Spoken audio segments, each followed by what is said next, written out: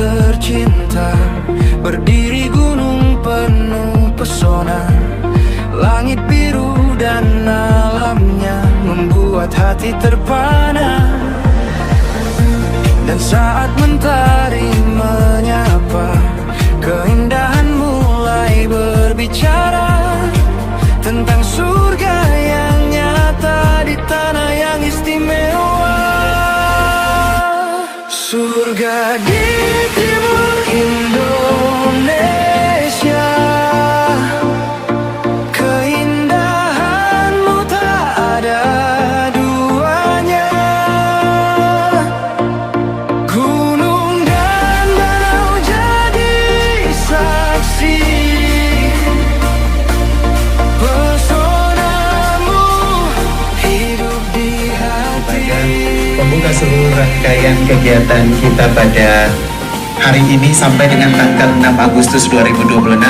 Dan kami juga menyampaikan selamat pagi, selamat datang kepada Bapak Ibu Pendeta, Bapak Ibu Jemaat Tuhan masyarakat yang baru saja bergabung dengan kita sekalian dalam pembukaan Pekan Alkitab Lembaga Alkitab Indonesia. Bapak Ibu Jemaat Tuhan yang diberkati, selama mulai dari hari ini, nanti tanggal 3 sampai 6 Agustus 2026, ada agenda-agenda besar yang sudah disiapkan dan akan dilaksanakan oleh Lembaga Alkitab Indonesia. Di antaranya ada seminar juga, kemudian ada lomba mewarnai dan juga cerdas cermat Alkitab yang akan dilaksanakan di Gedung Kebaktian Jemaat Gemit Kota Baru, dan juga pameran benda-benda Alkitab yang terdiri dari ada naskah Alkitab kuno, ada Alkitab dan juga koleksi terbitan LAI, dan semuanya ini difasilitasi oleh KKPD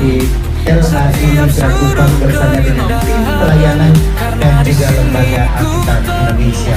Karena itu Bapak Ibu hadirin jemaat Tuhan yang diberkati, kita akan mengikuti sambutan selamat datang dari Ketua Pembina Lembaga Alkitab Indonesia kepada yang kami hormati Pendeta Dr. Andreas A. Yewano. Dulu oleh umat Israel dan kemudian oleh gereja. Tapi untuk melakukan itu kita membutuhkan terjemahan. Ya, kita tidak bisa semua membaca bahasa Ibrani dan bahasa Aram yang ditulis untuk Perjanjian Lama.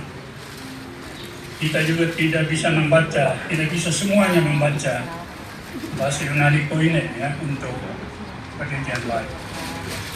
Dan karena itu sangat penting terjemahan. Bagaimana menterjemahkan? Dan terjemahan itu bukan sesuatu yang baru dalam sejarah. Ya, dulu di sekitar abad ketiga sampai 2 sebelum Masehi itu sudah ada kegiatan penterjemahan dari yang disebut kemudian Septuaginta. Yaitulah terjemahan yang kita sebut sekarang Perjanjian Lama, tapi orang Yahudi itu adalah Tenah yang disebut. Lalu kalau tidak salah, ingat pada abad ke-4 Masehi juga ada terjemahan Vulgata.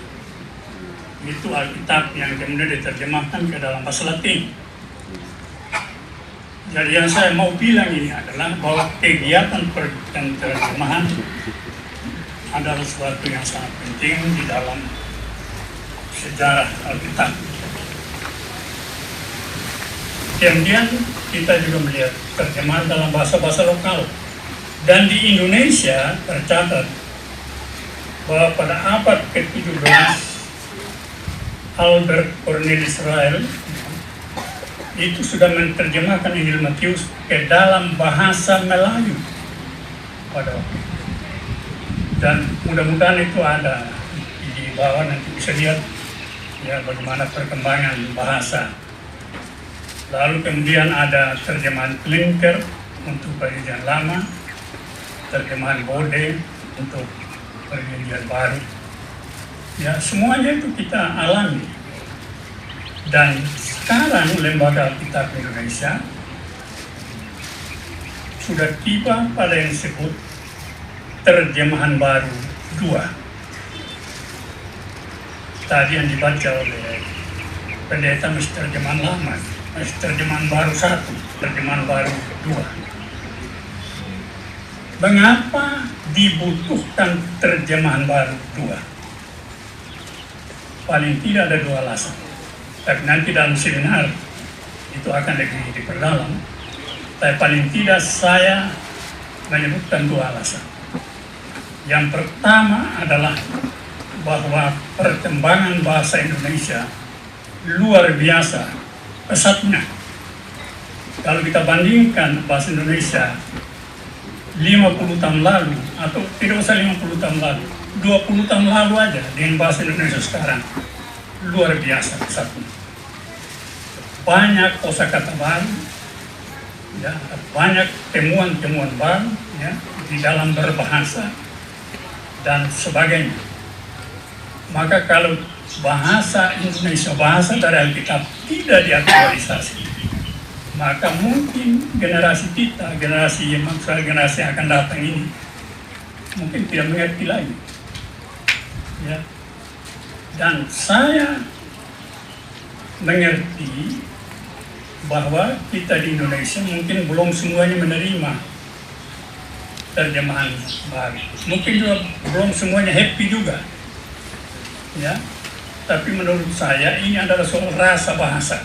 Jadi dulu juga terjemahan Klinker sulit sekali untuk ditinggalkan. Karena sudah terbiasa diucapkan, dihafal. Begitu juga terjemahan baru. Tapi lama-kelamaan kalau kita menerima. Saya kira terjemahan baru 2 nanti akan begitu. Ya, nanti lebih dalam. Jadi itu alasan yang pertama. Yang alasan yang kedua adalah perkembangan hermeneutika teologis. Ya, ada banyak temuan-temuan baru yang mendorong kita untuk menerjemahkan secara lebih baik. Yang dulu baik, tapi sekarang lebih baik lagi. Nah, di sini muncul berbagai keberatan teologis juga mungkin. Ya, yang saya dengar itu misalnya Mazmur ya 116 ya.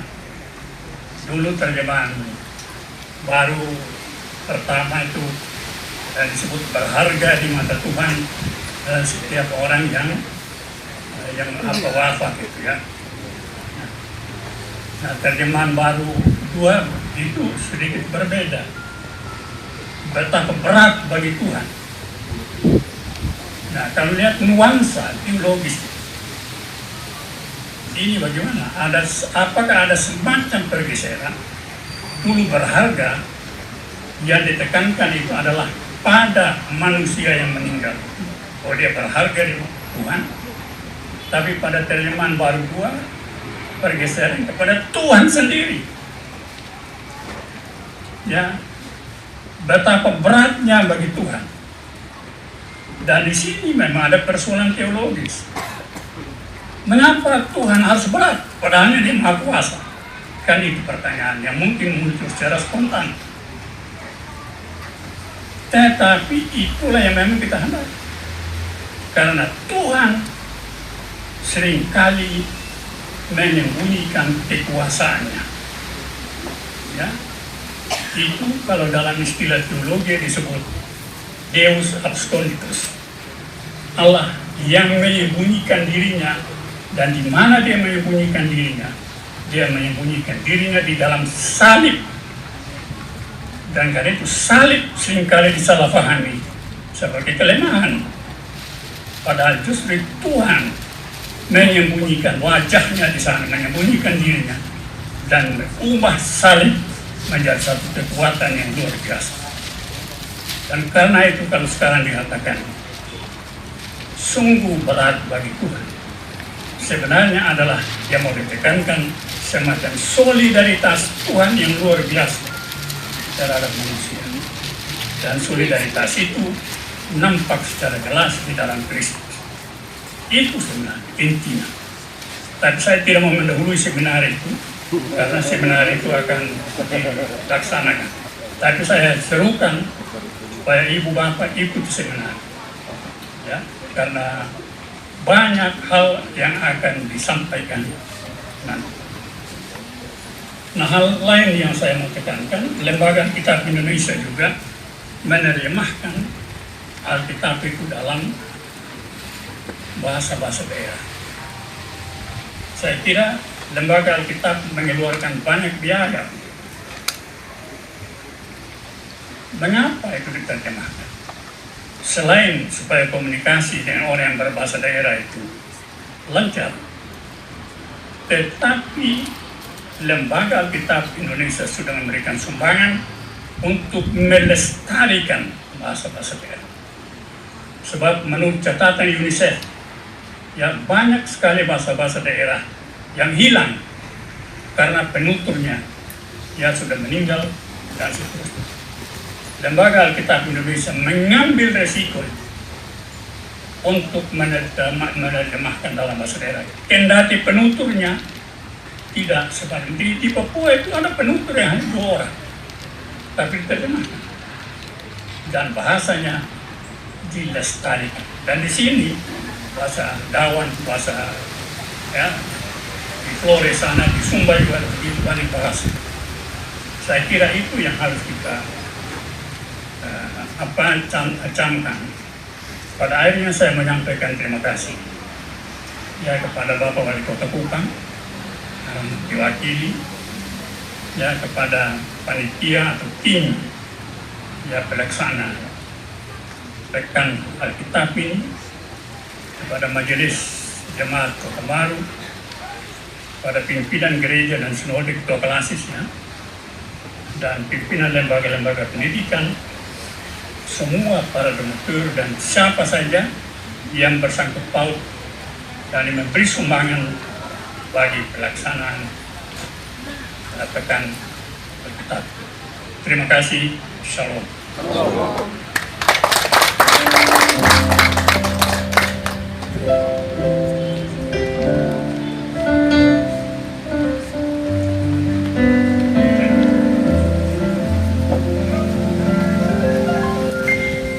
Terima kasih Ketua Pembina Lembaga Alkitab Indonesia, Bapak Pendeta Dr. Andreas Ewango. Ini baru pertama kali terjadi di Kota Kupang dan ini menjadi berkat untuk pemerintah Kota Kupang dan juga segenap masyarakat di Kota Kupang. Dan ini terbuka untuk umum Bapak Ibu sekalian, tanpa sekat, tanpa batas denominasi, tanpa batas agama. Jadi Bapak Ibu boleh menginformasikan kepada semua keluarga, tetangga, teman, boleh datang untuk bergabung di tanggal 3 hari ini sampai dengan tanggal 6 Agustus 2026. Dan kami juga mau menyampaikan terima kasih untuk banyak dukungan kepada kegiatan Pekan Alkitab ini. Terima kasih untuk pemerintah Kota Kupang. Terima kasih juga untuk kantor perwakilan Bank Indonesia Provinsi Nusa Tenggara Timur. Terima kasih untuk Dinamika Motor PT Surya Batara Mahkota Bank NTT. Juga terima kasih untuk Prodia Kupang, PT Kalbe Nutrisi, Faber Castell, dan juga Jakarta Elektronik. Dan Bapak Ibu sekalian, sebagai bentuk dukungan penuh untuk kegiatan Pekan Alkitab Indonesia, pemerintah Kota Kupang hadir dengan memberikan dukungan dan juga fasilitas dalam pelaksanaan kegiatan ini. Karena itu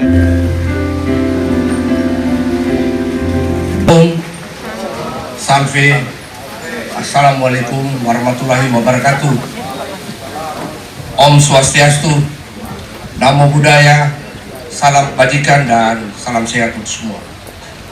Bapak dan Mama semua, saya izin menyampaikan bahwa Pak Wali Kota ada urusan lain. Beliau selama kurang lebih 2 minggu persiapkan kunjungan Bapak Jokowi. Kemarin baru melepas kepulangan Pak Jokowi, jadi beliau masih ada beberapa urusan yang perlu diselesaikan. Ibu Wakil Wali Kota sedianya bisa mewakili tapi ada di luar daerah. Kemudian Pak Sekda tadi malam baru ulang tahun Bapak Ibu. Jadi asisten 3 diperintahkan untuk mewakili beliau-beliau itu. Mudah-mudahan kehadiran kami ini tidak mengurangi arti penting daripada acara kita pagi ini. Yang saya hormati dan kasih dalam Tuhan Bapak Ketua Pembina LAI, Bapak Ewango, dan seluruh jajaran LAI yang ada, baik dari Jakarta maupun yang perwakilan di Kupang, Bapak Pendeta Bobi, Bapak Pendeta Febi dan teman-teman. Yang saya hormati yang mewakili Bapak Uskup Agung Kupang, yang mewakili Bapak Ketua Sinode, yang saya hormati Ibu Ketua Klasis Kota Kupang, yang saya hormati Bapak dan Mama Pendeta lintas denominasi, yang saya hormati panitia penyelenggara, para sponsor, yang saya hormati kita semua yang hadir pada kesempatan ini. Bapak Ibu semua, kalau waktu kita belajar P4 dulu, kalau dibilang Selat Ombai memisahkan Pulau Timor dan Pulau Alor, itu kita langsung dapat nilai 5. Betul, memisahkan, tapi diksinya menghubungkan. Kalau menghubungkan Pulau Alor dan Pulau Timor dapat 10, masih 10. Hari ini kita ada di dalam satu acara yang sungguh sangat memberkati kita, yaitu acara Pekan Alkitab yang mengambil tema firman Tuhan dari generasi ke generasi. Nah, sehubungan dengan tema ini, kitalah sekarang penghubung antara generasi yang sebelum kita dan yang akan menggantikan kita. Peran daripada penghubung ini tentu saja tidak bisa pasif. Peran penghubung harus senantiasa aktif. Apalagi tadi Mama Pendeta Yudit bilang firman Tuhan itu hidup. Tidak bisa diurus orang-orang yang pasif. Mesti diurus oleh orang-orang yang proaktif. Oleh karena itu kita mestinya bergembira ada dalam acara ini. Terima kasih banyak untuk LAI yang memilih Kota Kupang sebagai tuan dan nyonya rumah. Pemerintah Kota Kupang mendukung penuh penyelenggaraan kegiatan ini karena ini juga akan menumbuhkan tidak saja semangat kita untuk terus belajar, tetapi akan terus membuat kita bersemangat untuk belajar firman Tuhan. Firman Tuhan adalah pelita bagi kaki kita dan terang bagi jalan kita. Tuhan Yesus juga menyampaikan bahwa kita tidak hidup dari roti saja, tapi hidup dari setiap perkataan yang keluar dari mulut Tuhan. Oleh karena itu, sudah pada tempatnya lah kita semua mesti memberi diri, mendukung apa yang sudah digagas dan sudah diselenggarakan oleh LAI bekerja sama dengan para sponsor. Firman Tuhan menjangkau semua orang, tidak untuk gereja tertentu. Oleh karena itu, tadi Ibu Pendeta juga sudah sampaikan bahwa kita menyambutnya sebagai hamba. Karena di depan firman Tuhan, kita adalah hamba yang harus menyebarkannya. Bapak dan Mama, saya ingat satu pepatah dalam ujaran dalam bahasa Latin, yaitu Duc in altum, yang terinspirasi dari kitab Lukas pasal 5 ayat 4. Berlayarlah lebih ke tengah, niscaya engkau akan mendapatkan ikan. Itu perintah Tuhan Yesus kepada Simon Petrus dan murid-muridnya yang kelelahan semalaman penuh tidak dapat ikan. Dengan perintah itu mereka dapat ikan, malah melimpah ruah. Kita juga diundang dan juga diajak untuk terus melakukan yang terbaik. Dari LAI, terima kasih sudah lakukan ini, tetapi masih perlu kita laksanakan lagi, kita kembangkan lagi. Dari pemerintah Kota Kupang, kita harus terus mendukung. Ini di sini ada Ibu Kabak Kesra yang biasa atur bansos untuk gereja-gereja. Nanti Ibu juga ini menjadi perhatian ya, Ibu Kabak. Ibu Kabak ya, bukti dukungan kita dari pemerintah Kota Kupang. Pak Staf Ali juga kiranya memberikan masukan-masukan yang baik kepada Pak Wali. Ini kan beliau ini pembisiknya Pak Wali. Ada. Nanti tolong ini. Kemudian bagi kita semua harus terus mendukung. Karena tadi Bapak Ketua Pembina sudah bilang ini pekerjaan besar dan banyak biayanya. Kalau tanpa dukungan kita tidak mungkin ini dapat terselenggara. Bahwa firman Tuhan itu tidak perlu kita yang repot-repot. Tuhan bisa sendiri. Tetapi kita adalah alat di dalam tangannya untuk ikut serta di dalam menyebarluaskan firman Tuhan kepada dunia ini. Terima kasih untuk semua kerjasama dari LAI, baik yang dari Jakarta maupun yang perwakilan Kupang. Terima kasih para sponsor, terima kasih Ketua Panitia dan Panitia Pelaksana. Terima kasih untuk dukungan kita semua dari gereja-gereja. Tuhan yang punya pekerjaan ini kiranya senantiasa menyertai dan memberkati kita. Ini yang dapat saya sampaikan. Eli Pak Wali, kurang lebih saya mohon maaf. Sekian dan terima kasih. Dan dengan mengucap syukur pada Tuhan dan mohon berkat dan rahmatnya, Pekan Pelayanan Alkitab tahun 2026 yang diselenggarakan oleh LAI di Kota Kupang tanggal 3 sampai dengan 6 Agustus 2026 dengan resmi dinyatakan dibuka.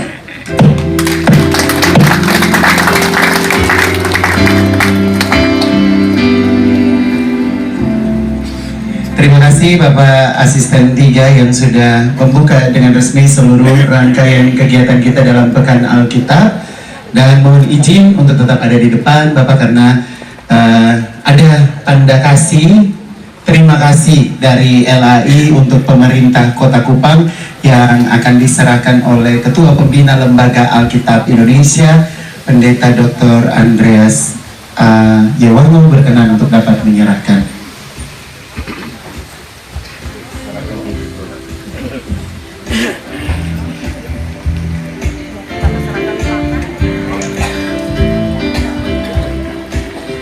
Berkenan Bapak Pendeta Billy Tonoli juga berada di depan dapat mendampingi menyerahkan plakat dari Lembaga Alkitab Indonesia kepada pemerintah Kota Kupang yang diterima Asisten Administrasi Umum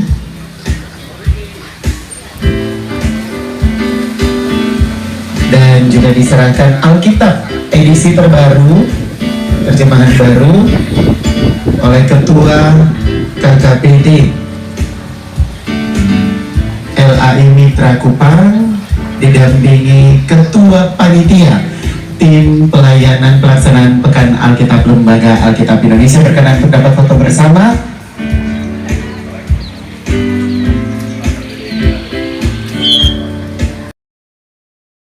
Tentunya boleh salam LAI-nya.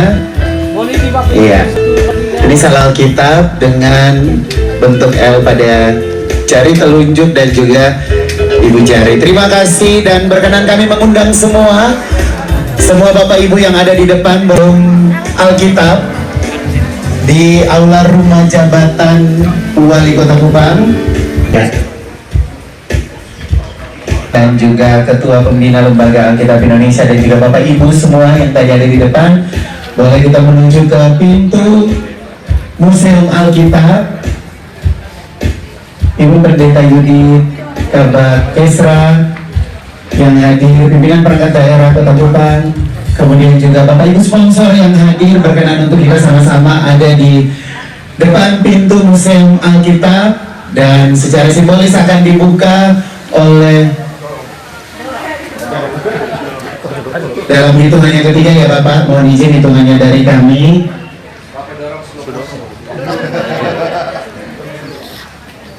Iya, secara bersama-sama kita menghitung untuk membuka Museum Alkitab dalam Pekan Alkitab yang diselenggarakan di Kota Kupang.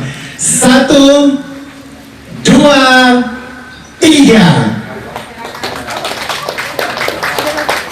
Boleh kita kasih tepuk tangan Bapak Ibu sekalian. Pekan Alkitab Lembaga Alkitab Indonesia yang bisa mengoleksi benda-benda Alkitab yang dibawa dari lembaga Alkitab. Selamat datang.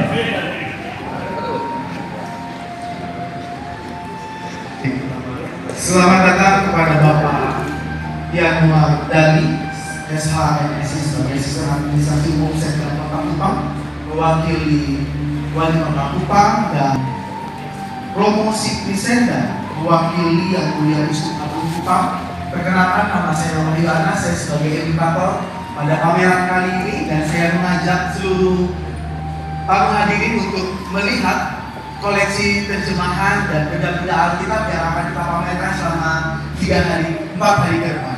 Mari saya mengundang Bapak Ibu untuk ke spot pertama. Ini ada sejarah penerjemahan di Indonesia, diawali oleh Bapak Pendeta Klinger yang menerjemahkan Alkitab ke dalam bahasa Melayu atau bahasa asli dari bahasa Indonesia. Ini Alkitab yang pertama kali masuk ke Indonesia. Lalu pada 1954 LAI didirikan, dan 1958 Alkitab terjemahan pertama kali berbahasa Indonesia diterbitkan. Berjalannya waktu, LAI sudah berhasil menerjemahkan dalam Alkitab bahasa Indonesia dan menerjemahkan Alkitab bahasa daerah. Sudah ada 39 Alkitab bahasa daerah yang sudah diterjemahkan oleh LAI. Dan dari 39 sudah ada 3 Alkitab bahasa daerah NTB yang bekerja sama dengan lembaga penerjemahan lainnya, dan 3 kabar baik bahasa daerah. Jadi ini adalah produk yang diterjemahkan LAI. Di dalamnya ada seperti cerita-cerita Alkitab dalam bahasa daerah. Jadi ini adalah karya bekerja sama dengan lembaga-lembaga penerjemah yang ada di daerah, khususnya NTT. Lalu kita bergeser ke sejarah penerjemahan umum. Terjemahan di Indonesia tidak lepas dari naskah asli yang pada waktu kadang kita mengalami bisa kita membaca Alkitab, ya kadang kita tidak mengerti bentuk presentasi dari seperti apa. Jadi kita lalu ini ada tabut perjanjian yang kita tahu bersama bahwa Musa mensakralkan tabut perjanjian ini. Jadi pada waktu itu tidak ada orang yang boleh pegang. Jadi Bapak Ibu jangan pegang ya. Karena pada waktu itu kalau ada orang sembarangan pegang dia bisa mati. Jadi hanya orang terpilih saja ya. Karena saya terpilih, saya pegang tidak mati. Ayo Bapak Ibu ya. Lalu kita terkadang membaca namanya kaki dian.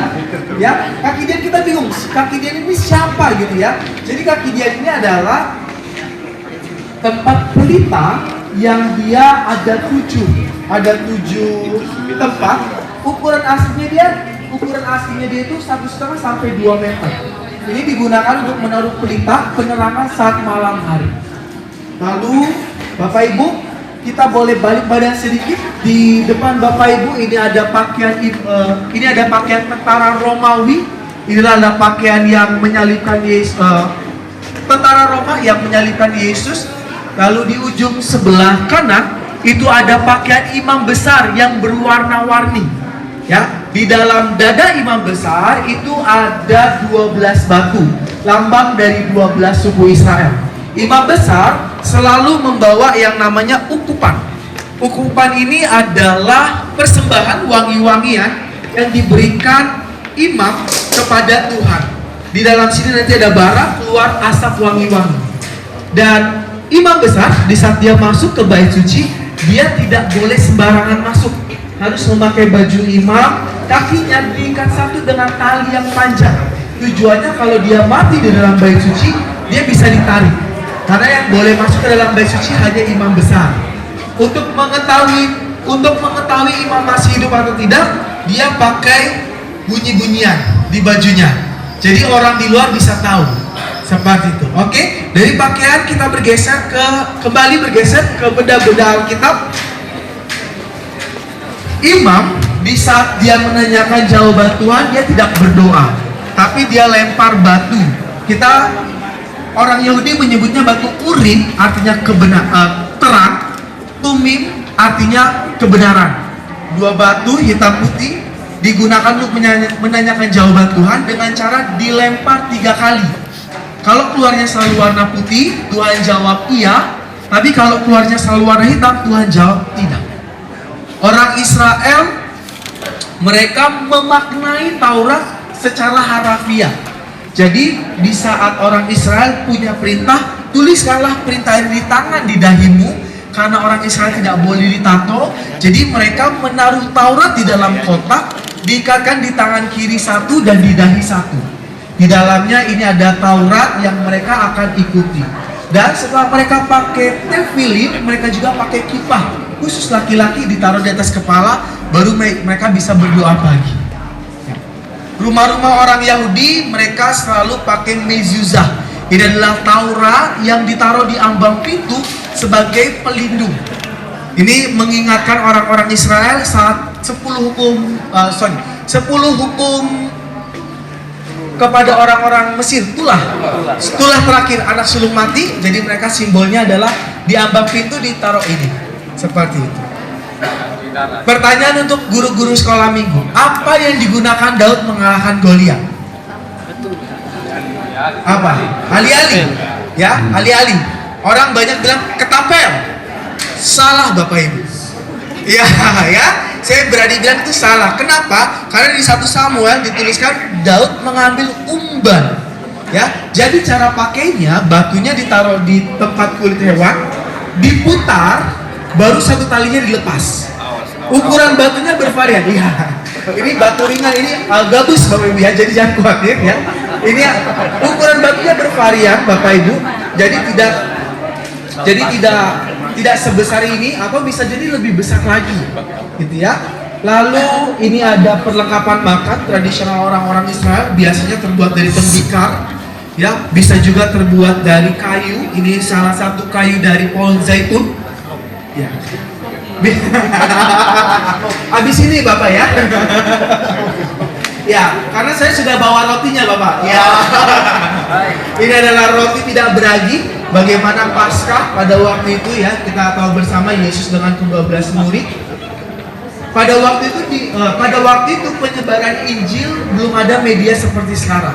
Jadi masih menggunakan keramik-keramik cerita Alkitab seperti ini. Dan ini adalah keramik-keramik peninggalan penginjil pada waktu itu. Salah satunya ini adalah cerita tentang Saulus yang bertobat. Jadi pada waktu itu penginjilan memang memerlukan effort yang luar biasa, karena pada waktu itu iman Kristen mengalami tekanan hebat.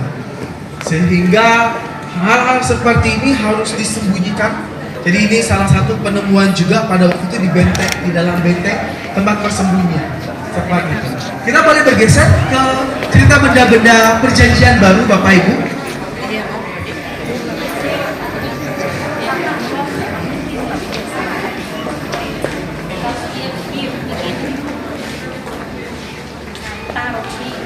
Di sini kita membawa 3 minyak yang paling populer di cerita Alkitab. Pertama ada minyak urapan. Minyak urapan ini pada waktu itu disimpan biasanya di dalam tabung-tabung hewan seperti ini, dengan tujuan mengurapi atau mentahbiskan orang yang dianggap penting seperti raja, imam, seperti ini. Lalu minyak mur, persembahan orang Majus saat Yesus lahir, persembahannya emas, kemenyan, dan mur. Dulu saya berpikir mur baut Bapak Ibu ya, ternyata minyak mur seperti ini. Minyak narwastu merupakan minyak yang cukup mahal karena terbuat dari pohon yang tidak bisa dibudidayakan, terbuat dari rumput liar. Harga minyak narwastu mengikuti harga emas dunia. Ya, jadi kalau harga emas lagi naik, dia harganya naik. Kalau emas lagi turun, dia tidak turun-turun. Seperti itu. Itulah keunikan dari minyak narwastu. Ini yang dinamakan pelita Bapak Ibu. Yang kaki dia itu tempat untuk menaruh pelita. Ukurannya memang kecil, makanya di Alkitab Yesus perumpamakan 5 garis bijak dan 5 garis bodoh. Cara pakainya, lubang yang kecil untuk sumbunya, lubang yang besar untuk minyaknya. Itulah dimasukkan lalu untuk penerangan saat malam hari. Koin sekecil ini adalah koin yang diterima Yudas saat dia menjual Yesus dengan 30 keping perak. Jadi ada 30 koin besar-besar. Ukurannya segini, memang ukurannya segini Ibu Bapak. Ini asli hasil galian. Kita dapat, kita beli di penerangan barang antik. Lalu ada koin juga yang kecil sekali, persembahan janda miskin 2 peser di bait suci. Inilah poinnya. Jadi memang poinnya sangat kecil. Jadi di saat ditaruh di dalam kotak persembahan tidak bunyi. Ya, kalau sekarang bunyinya lewat brimo seperti itu. Jadi langsung ketawa. Menjadi perdebatan panjang bahwa Yohanes Pembaptis apakah memakan belalang serangga atau kacang belalang ini. Karena di Israel kacang ini namanya akris, diterjemahkan ke Indonesia menjadi kata belalang. Iya. Nah, kacang ini menjadi makanan tradisional orang-orang Israel. Orang-orang Israel, khususnya orang-orang Yahudi, mereka tidak makan serangga karena itu dianggap belalang yang terbang-terbang. Jadi masih menjadi perdebatan panjang. Apakah Yohanes Pembaptis makannya belalang ini atau belalang serangga? Ya, karena kalau Yohanes Pembaptisnya orang Jawa, iya dia makan serangga. Ya, tapi Yohanes ini orang orang Ibrani, jadi dia tidak tahu ya. Jadi nanti di sorga nanti kita tanyakan apakah Yohanes Pembaptis makan belalang ini atau belalang serangga. Dia campur kayaknya. Ya, menjadi salah kaprah juga ya. Banyak guru-guru sekolah minggu mengajarkan Esau dan Yakub kacang merahnya kacang merah berenebon. Kacang merah berenebon pakai kaki babi itu enak ya. Tapi kalau kacang merah seperti ini saya tidak tahu rasanya seperti apa Bapak Ibu. Tapi inilah kacang merah yang memang dimakan oleh Esau pada waktu itu. Ya memang ukurannya kecil. Seperti bukan kacang merah. Bukan kacang Yang merah kaki berenebon. babi itu bukan. Iya. Kalau kacang merah berenebon itu makan suami saya. Ya, Yesus pernah katakan iman sebesar biji sesawi dapat memindahkan gunung. Sebesar inilah biji sesawi Bapak Ibu, kecil ukurannya. Ya, tadinya saya mau memindahkan Gunung Putri Bogor pindah ke sini karena ini panas gitu ya. Ternyata iman saya tidak sebesar ini, jadi mohon maaf Bapak Ibu ya. Kayak inilah biji sesawi yang Yesus katakan iman sebesar biji sawi dapat memindahkan gunung. Miniatur dari bait suci. Kenapa kita bawa miniatur? Karena yang asalnya sudah hancur Bapak Ibu. Tersisa tembok paling belakang namanya tembok ratapan. Di sekitaran sini inilah Yesus marah saat banyak orang berjualan. Jadi orang boleh lalu lalang di bait suci dengan bebas itu hanya di bagian sini sampai sini. Bagian sini sampai sini itu hanya imam besar yang boleh masuk dan orang-orang Lewi saja. Di dalam sini meskipun sudah dalam bentuk bangunan, dari awal sampai zaman Yesus pembatas antara kemah suci dengan ruang suci dengan ruang maha suci hanya kain. Itulah kenapa saat Yesus mati tirai itu terbelah menjadi dua. Ya, saat Yesus disalibkan, Yesus dicambuk dengan cambuk penyalipan, kita hanya bawa miniaturnya saja karena aslinya panjangnya bisa sampai 1,5 meter. Cambuk penyalipan dan bola-bolanya itu biasanya terbuat dari timah Ibu Bapak. Jadi terbuat dari timah yang banyak dan disisipkan dengan tulang-tulang hewan. Jadi Bapak Ibu kalau membayangkan lukanya Yesus, membayangkan orang kalau jatuh dari motor, nah lukanya seperti itu, tapi lebih banyak sekujur tubuh. Lalu ada paku penyalipan, panjangnya bisa sampai 30 cm dengan tebal 2-3 cm. Kenapa panjang? Tujuannya supaya menancap di kayu salib. Jadi Yesus bisa menopang seperti itu, tangan dan kakinya. Ini adalah hasil galian juga di atas bukit Golgota. Ya, waktu itu kita bisa punya satu. Dan mahkota duri yang dipakai di atas kepala Yesus terbuat dari tanaman Paleus Pinakristi. Tanaman ini beracun Ibu Bapak. Jadi kalau Ibu Bapak tertusuk durinya meskipun sudah kering seperti ini, tertusuk durinya itu bisa luka korengan bisa sampai 1 bulan baru sembuh. Dan kalau baru rasanya gatal. Jadi Bapak Ibu bisa bayangin ya penderitaan Yesus, udah badannya perih, kepalanya gatal, nggak bisa digali. Ya coba Bapak Ibu bayangkan kepala Bapak Ibu gatal, tapi nggak digali. Oke, selanjutnya ini adalah alat musik tradisional orang-orang Israel. Kita masih menuliskan pujilah Tuhan dengan celacap yang berdetak. Inilah bentuk celacap Ibu Bapak. Cara mainnya dengan diadu seperti ini. Pujilah Tuhan dengan celacap yang berdetak. Pujilah Tuhan dengan celacap yang berdetak. Lalu ada seruling bambu, alat musik tradisional juga yang biasa digunakan untuk mengiringi peribadahan orang-orang Israel. Dan ada sangkakala. Sangkakala ini adalah alat musik yang tidak semua orang bisa tiup. Saya 4 tahun bekerja di museum, setiap kali pegang, setiap kali coba tidak bisa tiup. Bapak Ibu ada yang mau coba tiup? Ada yang mau tiup? Bapak Ibu yang mau coba? Pak Yani ini jago dia.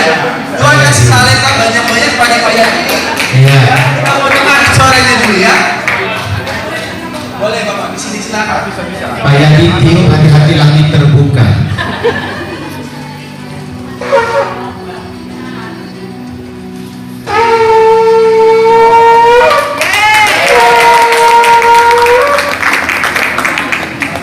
Ada yang mau coba Bapak Ibu? Ada yang mau coba? Cukup Pak Yani. Sekali lagi Pak. Ya.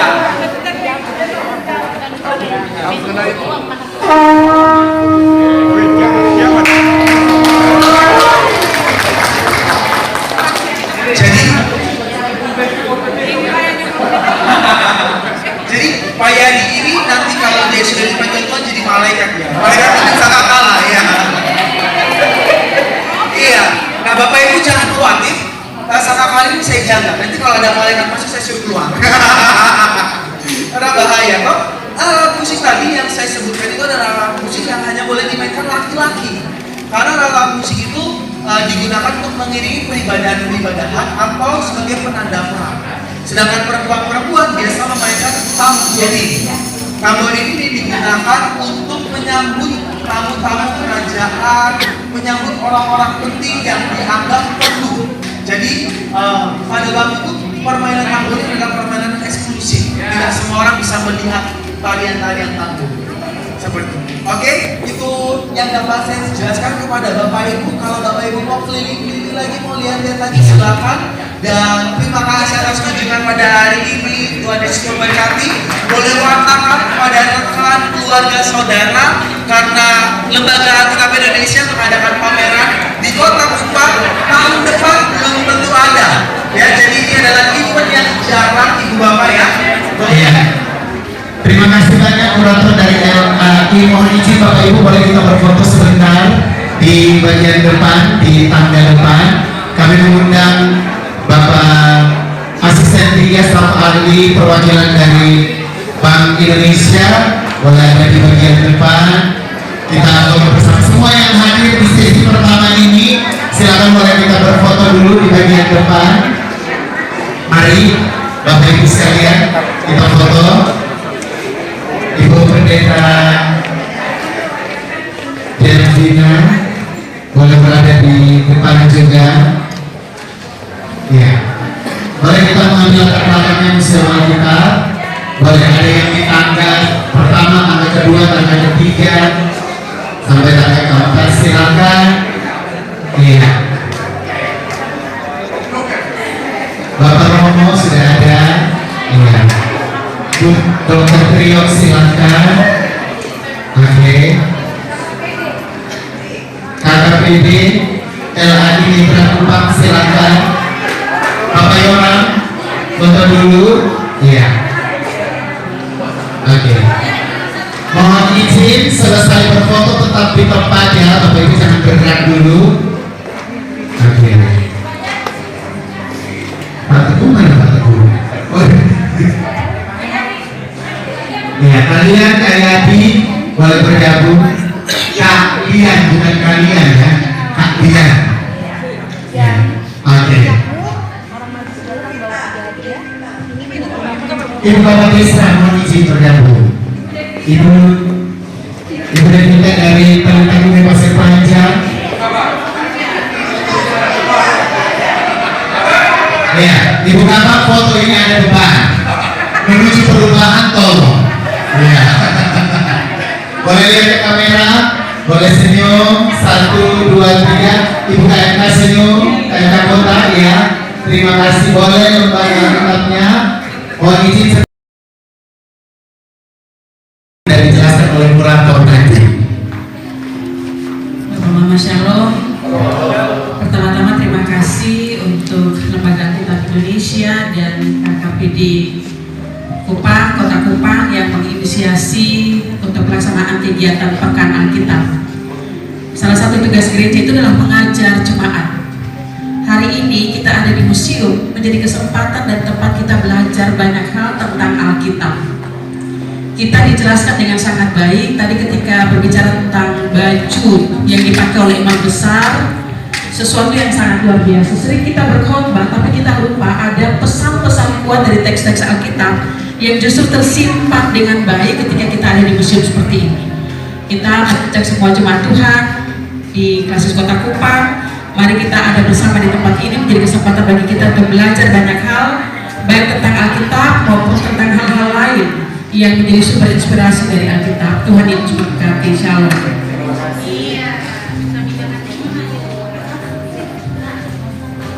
Dan selanjutnya ini ada dari salah satu sponsor dari kantor perwakilan Bank Indonesia Provinsi Nusa Tenggara Timur, Bapak Reza Rahardian. Oh bukan, Pak Teguh ya, silakan.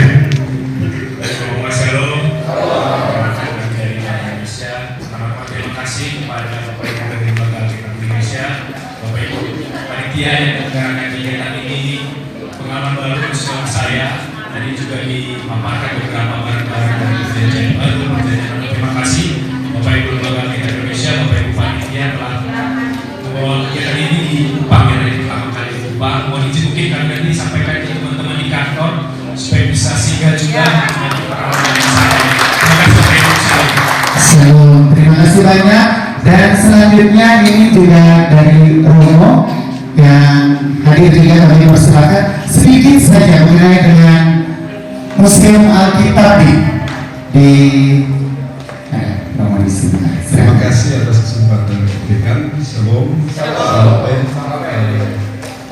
Dan saya ini luar biasa, kesannya luar biasa bahwa LAI bisa menginisiasi satu kegiatan yang baik untuk kita di Kupang pertama kali, dan kami juga mendukung dan memberi apresiasi karena museum ini saya juga baru lihat, belum pernah ke Jakarta sehingga di gedung LAI dan masuk untuk lihat, tetapi penjelasan yang lebih detail saya dapatkan hari ini di tempat ini, dan ini luar biasa. Ternyata di dalam Alkitab itu tersurat, tetapi penjelasan yang atau benda-benda seperti ini tersirat. Apa yang tersirat kita bisa dapatkan di sini. Dan saya juga akan mengajak dari kalangan Katolik. Saya sudah sampaikan ke pastor-pastor Rogi di Kota Kupang Kepala. Mereka juga akan berkunjung ke sini dan bisa belajar banyak hal dari museum ini. Terima kasih sekali lagi untuk LAI dan mitra lain di Kupang. Terima kasih banyak, boleh kasih tepuk tangan. Bapak Ibu memang pintu keluar ada di sebelah kanan. Tapi sesi karena Bapak Ibu ada di sesi yang pertama. Kami persilakan boleh keluar dari bagian depan, disambut dengan karpet. Kami juga mengajak karena kegiatan ini juga harus berdampak kepada masyarakat dan juga jemaat. Sehingga di ini sampai tanggal 6 dari jam 10 pagi sampai setengah 8 malam. Dari jam 10 pagi sampai setengah 8 malam. Dan itu bagi Bapak Ibu jemaat masyarakat yang mau datang, silakan di aula rumah jabatan Wali Kota Kupang jam 10 pagi sampai setengah 8. Dan kita juga punya satu kegiatan lain, yakni Worship Night yang akan dilaksanakan nanti bulan November 2026. Mari kita menuju ke bagian depan di UMKM. Ya, yang termin kedua silakan. Yang masih penasaran, nanti ada beberapa yang menjelaskan.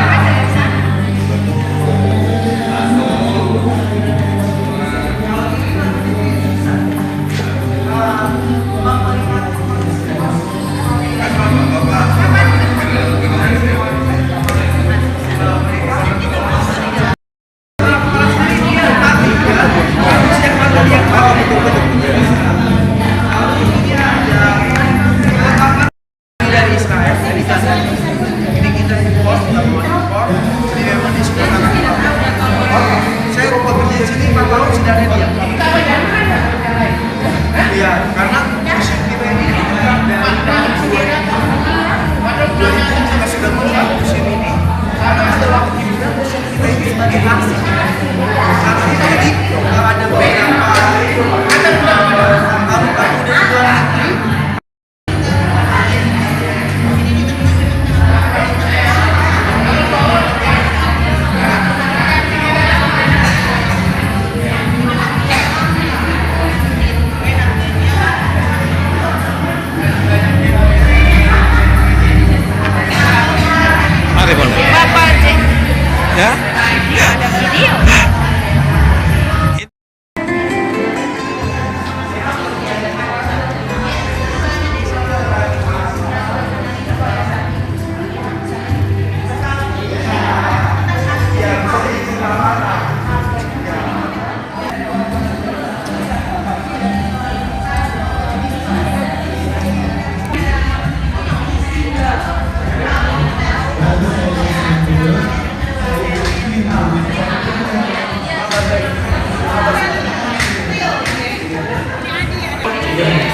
Hai.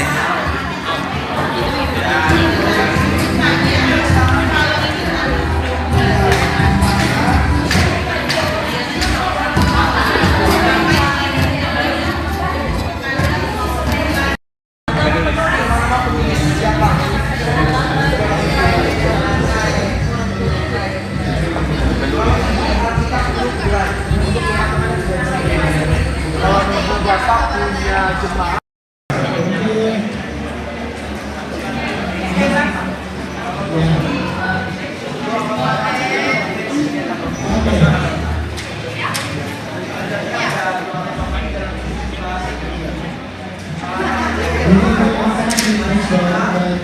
Selamat siang teman-teman dari SD, SMP. Dari mana? Oh, SMA. Oke, halo semua. Perkenalkan, nama saya Ana. Saya adalah edukator museum pada hari ini.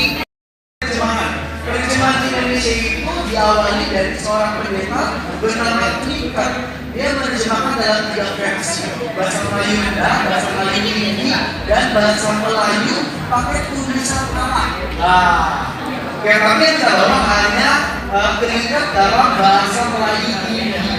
Jadi waktu itu bahasa Alkitab kita itu bahasa yang digunakan adalah bahasa Melayu. Misalnya seperti apa? Teman-teman bisa lihat. Coba ada yang bisa baca ini Matius pasal 6 ayat yang berapa ini ya? Sebentar ya. 12. Nih, Matius pasal 6 ayat yang ke-12. Bentar. Ini coba Mas. Bentar, ini doa Bapak kami ada yang bisa baca dalam bahasa Melayu.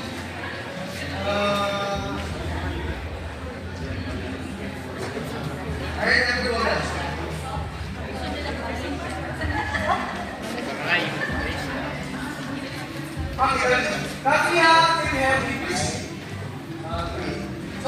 Sorry, apa malam hari itu? Oke, Kafia.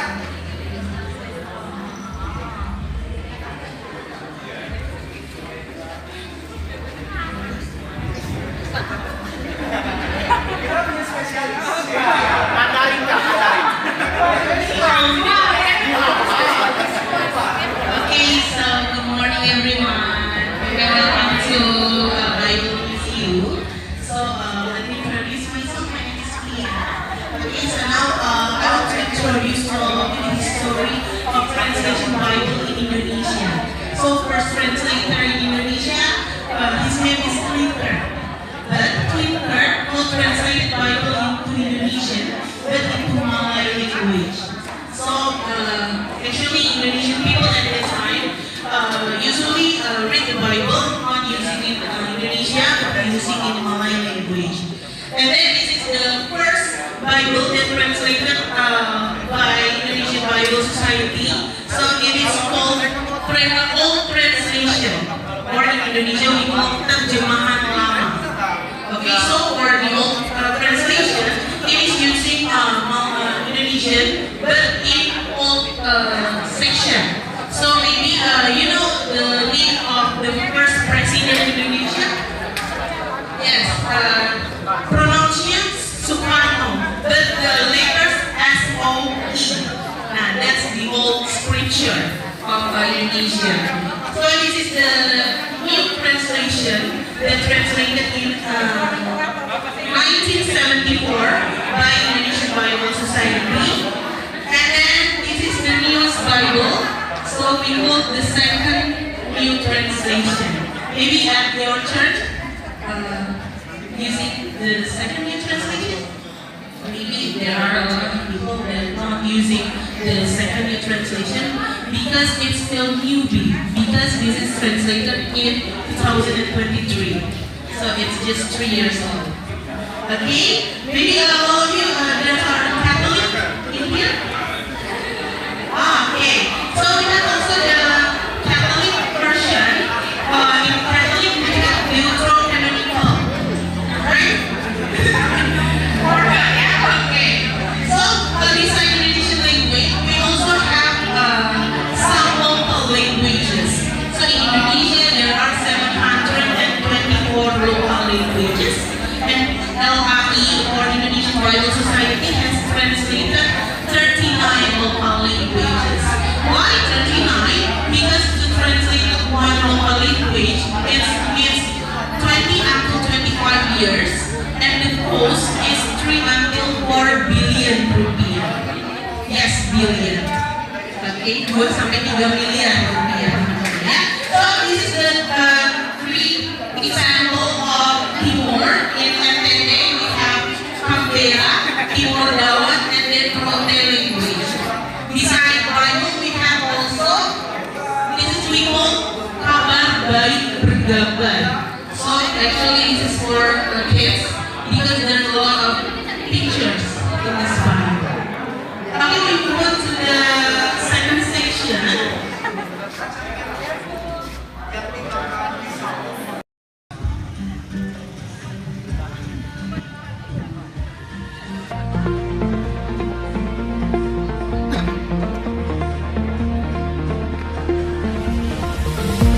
Di timur negeri yang tercinta, berdiri gunung penuh pesona. Langit biru dan alamnya membuat hati terpana. Dan saat mentari menyapa, keindahan mulai berbicara tentang surga yang nyata di tanah yang istimewa. Surga di